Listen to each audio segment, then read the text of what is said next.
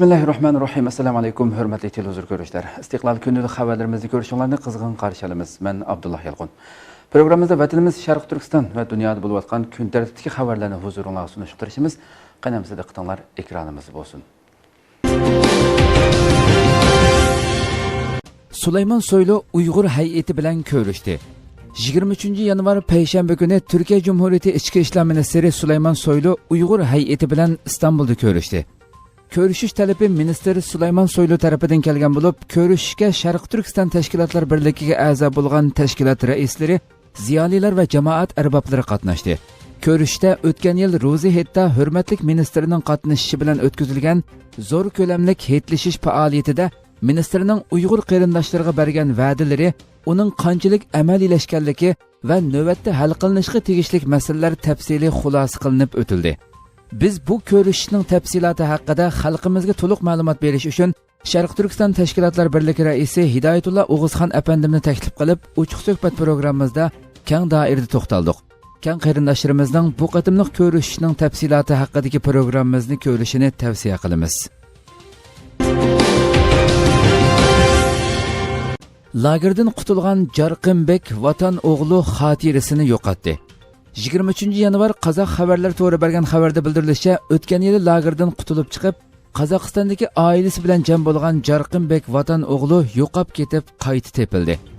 O'tgan yili Qozog'iston Almatadagi Xitoy konsulxonasining oldiga o'g'li Vatan Aqyo'l bilan birga berib, erining Xitoy tarafidan lagerga tutqun qilinganligi haqida guvohlik bergan Chinar xonim Qazaq xabarlari to'g'ri muxbiriga telefon qilib, yo'ldoshi Jarqinbek Vatan o'g'lining magazinga narsa kerak setib olish uchun chiqib ketganicha yo'qab ketganligini, qaytishda telefon qilib 129-nomerlik avtobusga o'ltirganligini so'zlaganligini, bir qancha soat saqlagandan keyin yo'ldoshiga telefon qilgan bo'lsa-mu, biroq telefon ulanmaganligini, oxirida erining telefoni taqilib qolganligini, soqchilarga ma'lum qilganda, soqchilar uningga eringiz 3 kunigacha tepilmasa, ondan izlashga soqchi avatadiganligi haqida uchur berganligini bildirgan.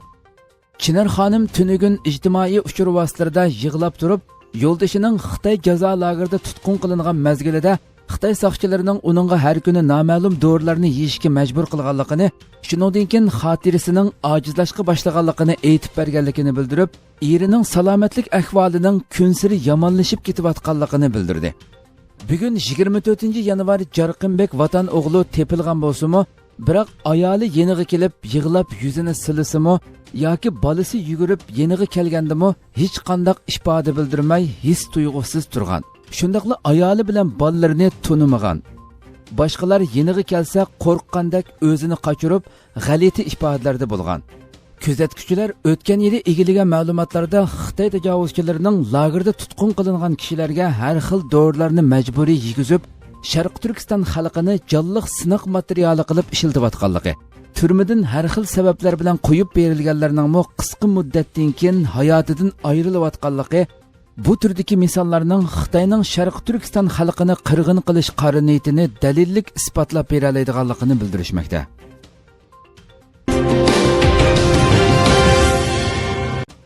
Xitoy farzandlarimizni lagerga yig'ib olganligini e'tirof qildi. 23 yanvar Urumchilik hukumat to'g'ri bergan xabarda bildirilishicha, Xitoy doiralari ota-onasi lager va turmalarga tutqun qilingan farzandlarimizni atalmish yig'ib olish o'rni lagerga yig'ib olganligini e'tirof qilgan. Xabarda Xitoy 2018-yillik 2-chi yig'ib olish, yashanganlarni va yetim bolalarni yig'ib olish haqidagi xulosa xabarda atalmish Avtonom rayonlik xalq ishlar nazorati partikomining sekretari Wang Jijun yetim bolalar va yashanganlarni yig'ib olish ishini 2020-yilgacha 100% ga chiqardiganligini bildirgan. Xabarda yana 2018-yili rayon bo'yicha 2 ni yig'ib olish xizmatining yuqori ko'tarilganligini, har qaysi viloyat, oblastlar 2 ni yig'ib olishni o'xshash shaklda ching tutib, 13662 nafar egichaqisiz qolgan yashanganlarni yig'ib olib, yig'ib olish nisbatini 47% ga, 5583 nafar egichaqisiz qolgan bolalarni yig'ib olib, yig'ib olish nisbatini 76% ga yetkazganligini bildirib, Xitoy tajovuzchilarining lager yoki turmaga qamalgan Sharq Turkiston xalqining farzandlari va ota-onalarini atalmish yig'ib olish o'rni lagerga yig'ib olganligini oshkora e'tirof qilgan.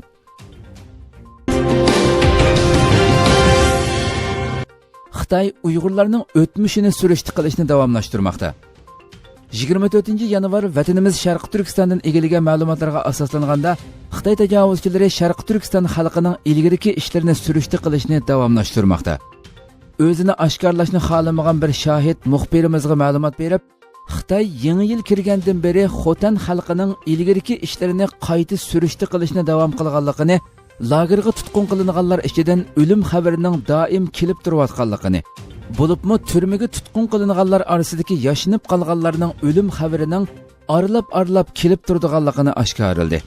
Vatanimiz Sharqi Turkistonning Atush shahridan egallangan uchurlardan ma'lum bo'lishicha, Atush shahridagi lagerlardami pat-patla o'lim xabari kelib turganligi, ota-onasi lager yoki turmalarga tutqun qilingan igicha haqsiz qolgan farzandlarimizni Xitoy doiralari lagerga elib ketayotganligini, Xitoy tajovuzchilari lagerlarga shafqat maktabi degandek chiroyli ismlarni qo'yib olganligini bildirdi.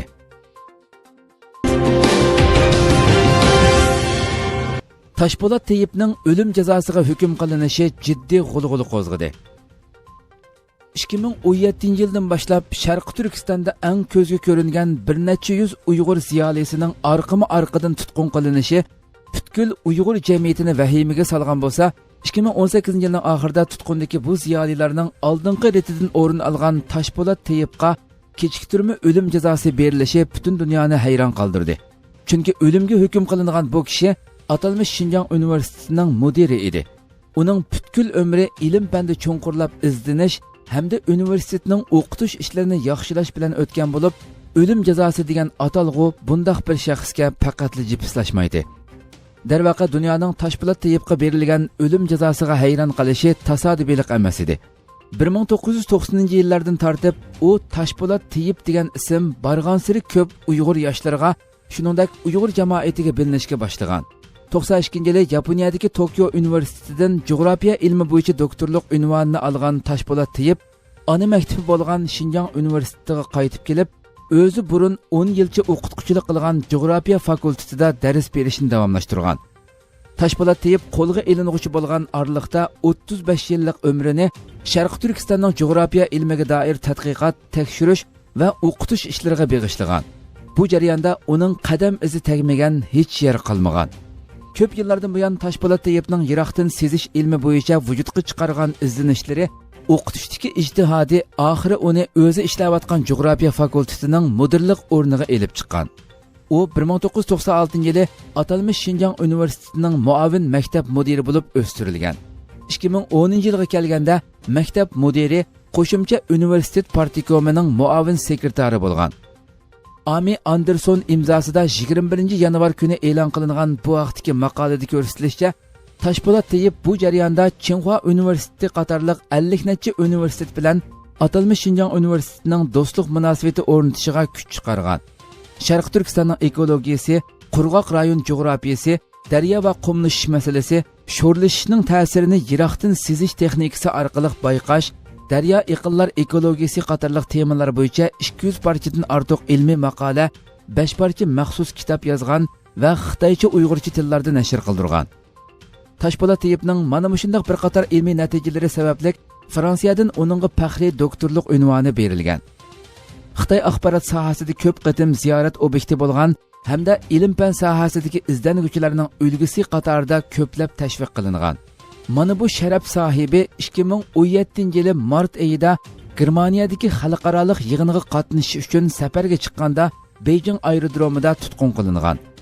Toshpo'lat Tayyipning qo'lga ilinishi va o'limga hukm qilinishi haqida muhojiratdagi ziyolilar bundaq bir fojianing hozirgidek madaniyat davrida har qanday shaklda qabul qilinishi mumkin bo'lmaydigan ochiq reallik ekanligini, dunyoning Xitoyning qaysi darajada g'aljirlashganligini bilishi uchun mushu ishning o'zini kifoya qilganligini bildirishmoqda.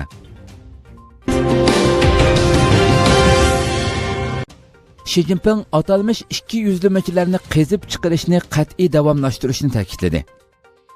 Erkin Osiyo radiosining xabarida bildirilishicha, Sharq Turkistonda yo'l qo'yilgan atalmish ikki yuzlamachilarga qarshi kurash qilish harakatining endi butun Xitoy miqyosida umumlashtirilganligi ma'lum bo'lmoqda. Xitoyning xalq to'rida tarqatilgan bir xabarga qaraganda, yaqinda Xitoy davlat raisi Xi Jinping Xitoy Markaziy komiteti siyosiy byurosining yig'inida so'z qilganda siyosiy jihatdagi ikki yuzlamachilarni yo'qotish to'g'risida maxsus to'xtalgan. U so'zda ikki yuzlamachilarning nihoyatda kuchlik yushirinish iqtidoriga va ozdirishchanligiga ega ekanligini, shunga ularga qarshi kurashdagi mutlaq g'alabani qo'lga keltirish uchun ikki yuzlamachilarni davomli farqlantirib, tozalash va siyosiy ekologiyani saqlashtirishning zarurligini ta'kidlagan. Xitoy rejimi 2017-yildan buyon Sharq Turkistonda ikki yuzlamachilarni qezib chiqarish harakati qo'zg'agan va bu orqali nurg'un Uyg'ur amaldorlarini va Uyg'ur ziyolilarini qayta tarbiyalanish uchun lagerlarga qamagan bo'lsa, ularning ichidagi Sattar Savod, Toshpo'lat Teyib, Xalmurat G'upur qatorliq bir qism yuqori darajali ko'z ko'ringan sarxillarga kechiktirma o'lim jazosi bergan edi.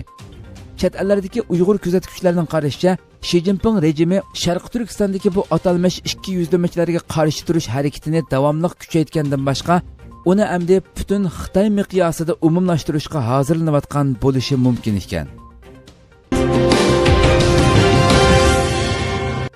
Malayziya tashqi ishlar ministri Uyg'urlarning vaziyatini yaqindan kuzatayotganligini bildirdi. Malayziya tashqi ishlar ministri Sayfuddin Abdulla Uyg'urlarning vaziyatini diqqat bilan kuzatayotganligini bildirdi. Sayfuddin Abdulla 22 yanvar kuni Yevropa parlamenti tashqi ishlar komitetining yig'iniga qatnashib, Malayziya hukumatining ichki va tashqi siyosatlari, kishilik huquq xotirasi va uning Yevropa ittifoqi bilan bo'lgan savdo aloqalari ustida to'xtaldi. Uning so'zidan keyin savol-javob qismida komitet a'zolaridan ba'zilari Malayziya hukumatining Uyg'ur masalasidagi pozitsiyasining nimaligini so'radi. Malayziya tashqi ishlar ministri Sayfuddin Abdulla bu savolga javob berib, biz Uyg'urlarning vaziyatini yaqindan kuzatyapmiz. Yuz berayotgan ahvollarga diqqat qilyapmiz va albatta buningdan qattiq andisha qilyapmiz dedi. U so'zini davom qilib, bu masalada Malayziya hukumati o'z pozitsiyamizni qanday qilib, yanama ochiq qilib o'ttirg'i qo'yish to'g'risida davomli izlanmoqda ekan.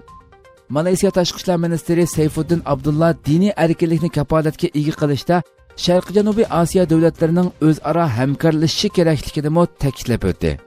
Malayziya hukumati Sharq Turkistondagi lagerlar oshkorlangan, lekin Malayziyada tutib turilayotgan 11 nafar Uyg'urni Xitoyga qaytarmaslik qarorini olgan va bu Uyg'urlarning gunohsizligini bildirgan edi. Bundan boshqa yana Malayziya parlament a'zosi va bo'lg'usi bosh ministr Anvar Ibrohim Xitoy rejimini Uyg'urlarning haq-huquqlariga hurmat qilishga chaqiriq qilish bilan birga Sharq Turkistondagi lagerlar masalasining Xitoyning ichki ishi emasligini ta'kidlagan edi. Hurmatli televizor ko'ruvchilar, shuna qilib bugungi xabarimiz mushada oxirlashdi. Inshaalloh atki xabarimizni ko'rishgacha sizlarni Janobiy Alloh topshiramiz. Shundaqla programma oxirida ekran orqasidagi barcha xizmatdoshlarimga ko'pdan ko'p rahmat aytaman. Assalomu alaykum va rahmatulloh.